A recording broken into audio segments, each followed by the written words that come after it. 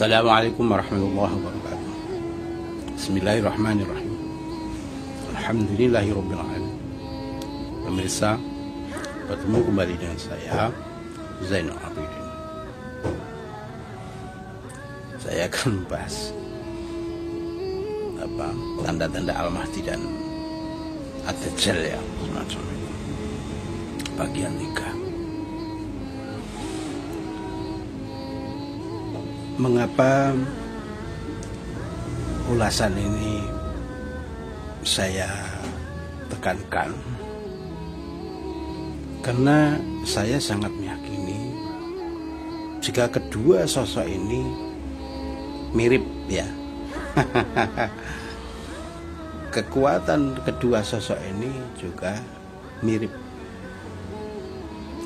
Tetapi sebenarnya kedua sosok ini tidak sama. Bahkan yang satu ke barat, yang satunya ke timur, ini semacam itu. Artinya berlawanan 180 derajat, semacam itu. Oleh karena itu, walaupun penampilannya, sosoknya hampir sama, kekuatannya hampir sama, tetapi sampai harusnya bisa membedakan mana yang sebenarnya Mahdi, yang ditunjuk oleh Allah, dan yang sebenarnya Ad-Dajjal, semacam itu. Karena dalam pemahaman Ad-Dajjal dalam Al-Hadis dikatakan bahwa Ad-Dajjal mempunyai kekuatan bisa menciptakan surga dunia, ya, istilahnya surga neraka, macam itu. Tentu jika asumsinya adalah surga neraka, tentu sampai sangat sulit untuk membedakan sebenarnya mana yang surga nerakanya Allah dan yang surga nerakanya Ad-Dajjal. Karena tampilan keduanya, surganya Allah dan nerakanya Allah, ini kelihatan sama persis macam itu. Karena sampean kalau yakin bahwa surga yang dibawa oleh Ad-Dajjal ini, sebenarnya kalau sampean dimasukkan ke situ, sebenarnya itu adalah nerakanya Allah, semacam itu. Dan nerakanya Ad-Dajjal itu sebenarnya jika sampean masuk di situ merupakan surganya Allah, macam itu. Oleh karena itu, ini sampean harusnya berhati-hati, sangat berhati-hati, jangan-jangan sampean masuk di dalam surganya Ad-Dajjal tapi sampean tidak berasa. Lalu mana tanda-tanda yang membedakan Ad-Dajjal dan Al-Mahdi itu? Saya sangat meyakini jika kebenaran Al-Mahdi ini relevan dengan ajaran Al-Quran, tentu semacam itu. Karena bagi khususnya, ya, umat muslim mempercayai bahwa Al-Quran adalah petunjuk dari Allah, langsung dari Allah, ya, hudal lil muttaqin, semacam itu. Oleh karena itu, jika sampean percaya pada Al-Quran, tentunya sampean termasuk golongan orang-orang yang takwa, ya. Jangan mengatakan bahwa Al-Quran adalah fiksi, macam itu. Kemudian kebohongan Al-Quran, ya. Kemudian sampean mendebat seolah-olah Al-Quran itu salah. Sebenarnya tujuan sampean untuk mendebat itu apa, toh? Kebenaran Allah atau hanya untuk pemuas nafsu? Bahwa sampean sudah kelihatan bisa mendebat seolah-olah kebenaran itu menjadi milik sampean, hanya seolah-olah, ya. Karena menang debat itu tidak menunjukkan bahwa kebenaran Allah itu berada di kebenaran sampean karena memenangkan debat.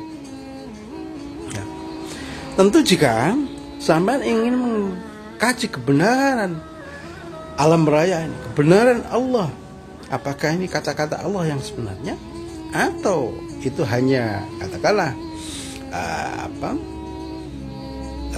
kata-kata dari Kanjeng Nabi Muhammad, tentu sampean bisa mempelajarinya, memahaminya dengan hati, ya, dengan keterbukaan nafsu, artinya keterbukaan hati, ya, bukan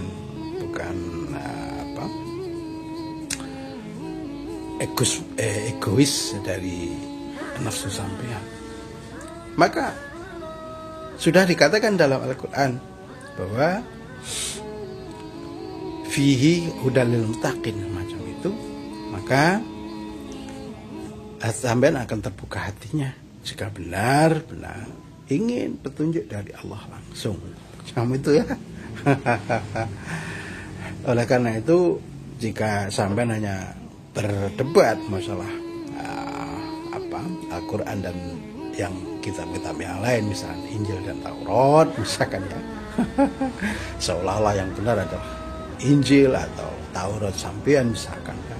Kemudian Al-Quran ini dikatakan sebagai ini adalah Muhammad yang mengigau semacam itu, ya. Sampean sebenarnya masih hanya berkutat dari seputar nafsu sampean saja, ego masing-masing sampean. Sebenarnya jika sampean terbuka mencari kebenaran Allah, tentunya akan membaca semua kitab, dan dari kitab-kitab ini saya sangat meyakini jika dalam Al-Quran sudah dinas bahwa Al-Quran sebagai petunjuk bagi mereka yang bertakwa. Saya sangat meyakini jika sampean ingin mencari kebenaran Allah yang sebenarnya, saya yakin sampean akan mendapatkan hidayah dari Al-Quran itu, ya. Oleh karena itu, relevansinya dengan Al-Mahdi dan Ad-Dajjal ini, saya sangat meyakini soal Mahdi ini tentu relevan dengan ajaran Al-Quran. Dan yang Ad-Dajjal ini yang tidak relevan dengan ajaran Al-Quran. Saya sangat meyakini, walaupun kebanyakan yang menjadi pasukan Ad-Dajjal ini ya semuanya mengaku bela Allah, misalkan, ya, bela agama, misalkan, tetapi tidak sesuai dengan ajaran Al-Quran. Tentu ini saya sangat meyakini dia sudah merasuk di pasukan Ad-Dajjal, tapi tidak berasa, ya. Perasaannya menjadi pasukan Al-Mahdi, semacam itu. Lalu ini jelas bahwa Al-Mahdi yang asli saya sangat meyakini diislah dalam semalam oleh Allah, yang diberikan kemampuan untuk membuka harta terpendam semacam itu. Saya sangat meyakini tabut dan kuncinya diberikan terhadap Al-Mahdi, ya. Jika ada katakanlah pasukan yang mengaku pasukan Al-Mahdi bisa membuka harta-harta amanah, ya, membuka harta-harta terpendam, dan itu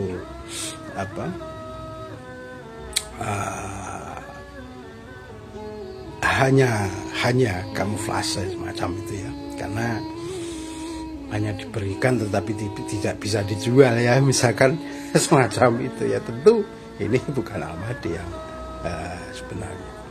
Tentu kalau jika Al-Mahdi yang sebenarnya bisa membuka ini, tentu harta-harta yang terbuka, yang terpendam ini, ya, benar-benar bisa dimanfaatkan, ya, untuk kemaslahatan umat manusia, ya, semacam itu. Tapi juga sampean harus berhati-hati, karena Karena Ad-Dajjal tentu tidak akan tinggal diam jika Al-Mahdi bisa membuka harta-harta amanah, macam itu, ya. Akan menghalanginya semacam itu, ya. Oleh karena itu kedua unsur ini yang membedakan antara Al-Mahdi dan Ad-Dajjal. Karena saya sangat meyakini kedua sosok ini kekuatannya ya seperti yang dikabarkan dalam hadis itu ya. Oleh karena itu berhati-hatilah. Karena yang tidak sesuai dengan ajaran Allah yaitu Al-Quran, saya sangat yakini itulah yang sebenarnya menjadi pasukan Ad-Dajjal, bukan Al-Mahdi. Ya semacam itu.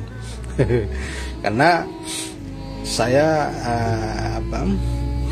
sudah dikatakan dalam al-hadis bahwa Allah tidak buta, matanya tidak buta sebelah semacam itu ya. Yang matanya buta sebelah ini adalah Ad-Dajjal. Oleh karena itu lalu apakah benar-benar ditunjukkan bahwa orangnya Allah tidak buta mata sebelah, kemudian Ad-Dajjal buta mata sebelah matanya semacam itu? Maka saya lebih merasa ini sebagai seloka. Ya. Oleh karena itu buta mata sebelah ini jelas kalau menurut saya ini sebagai seloka.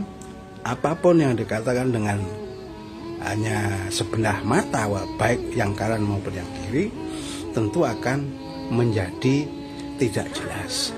Misalkan sampean hanya lebih memilih yang kanan misalkan, ya tentunya sampean akan kanan, dan itu tidak lurus macam itu. Kemudian jika yang buta itu yang sebelah kanan, tentunya sampean akan memilih kanan kiri, dan itu tidak akan lurus nantinya ya. Oleh karena itu kedua-duanya harus terbuka agar berjalan di jalan yang lurus macam itu ya. Oleh karena itu jika sampean hanya mengatakan bahwa yang kebenaran itu muslim dan yang non muslim dibunuh saja semacam itu, tentu ini sudah bermata satu semacam itu ya. Walaupun alasannya yang sampean katakan ini sudah benar menurut sampean ya. Tetapi karena kesempurnaan itu ya ini harus ada kiri dan kanan. Inilah kesempurnaan sebagai perbandingan. Kalau sampean sebenarnya tahu bahwa ketika ada siang tentu ada malam, inilah bagian sebagaimana yang dikatakan baik dan buruk. Kalau sampean memahami kedua-duanya, saya sangat yakin inilah sampean sudah berjalan di jalan Allah dan menjadi pasukan Al-Mahdi. Tetapi jika sampean hanya memandang kebaikan hanya kebaikan saja yang baik dan tidak memandang keburukan ini sebagai sebagai ciptaan Allah ya, sampean seolah merasa bahwa keburukan ini adalah ciptaan setan ya, berarti sampean hanya memandang dari sebelah mata saja. Sebelah matanya yang lain buta akan hal itu. Oleh karena itu saya sangat yakini sampean sudah berjalan di jalannya tagut, di jalan setan dan menjadi pasukan Ad-Dajjal, tetapi sampean tidak berasa. Oleh karena itu berhati-hatilah. Kenapa? Karena baik buruk ini sebenarnya dari Allah semuanya. Jika sampean memahaminya kedua sifat tersebut, saya sangat yakini sampean sudah berjalan di jalan Allah sebagai pasukan Al-Mahdi ya tentunya. Walaupun sampean berteriak-teriak, sampean berjalan di jalan Allah, itu kan pengakuan sampean ya. Apakah benar sampean menjadi pasukan Al-Mahdi atau berjalan di jalan Allah, atau sampean berjalan di jalan setan tapi tidak berasa dan menjadi pasukan Ad-Dajjal?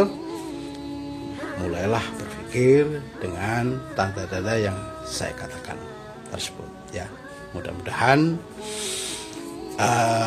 ini menjadikan pengingat sampean untuk mencari siapa sebenarnya Al-Mahdi dan pembeda dari Ad-Dajjal itu. Assalamualaikum warahmatullahi wabarakatuh.